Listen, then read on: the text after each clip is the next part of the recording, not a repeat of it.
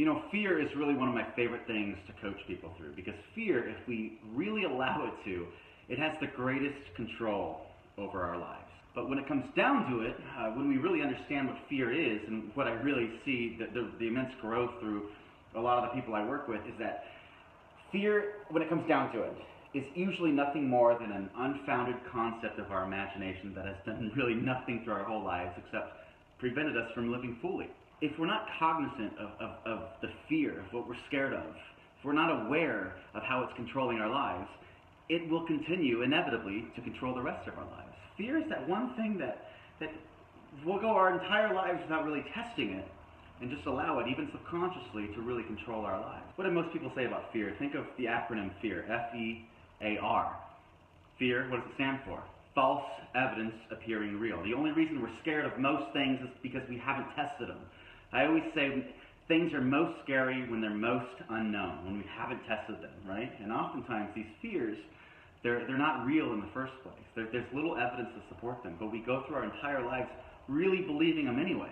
So the first step in overcoming a lot of our fears is really to make our fear a little less unknown, because we're scared most of what we don't know. So if you're afraid of public speaking, which is a fear that most people have, even more than death, the first thing you do is not just go out there and public speak in front of 10,000 people for the first time. The first step, and it's a ladder, think of it as a ladder. The first step might be to learn about public speaking. Watch movies or YouTube videos on public speaking.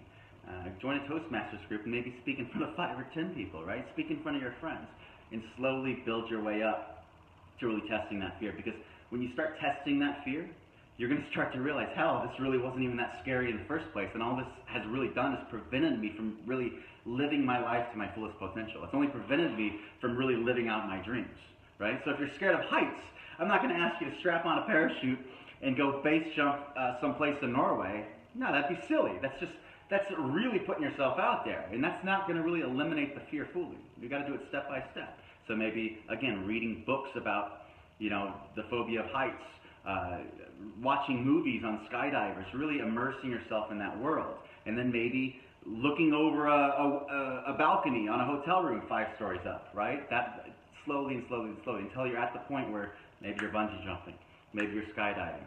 We often allow our fears, subconsciously or consciously really, to dictate the course of our lives and dictate what we're doing with our lives. And our fears so much, I see this with so many people I work with, our fears really dictate the direction of our lives, even if we really want to head into them, right? And we allow that fear, we allow it to be unfounded, we never test that fear. And the sadness is we really let it control our entire lives. And that's the incredible sadness about these fears, is when we test them, it's really not that scary in the first place.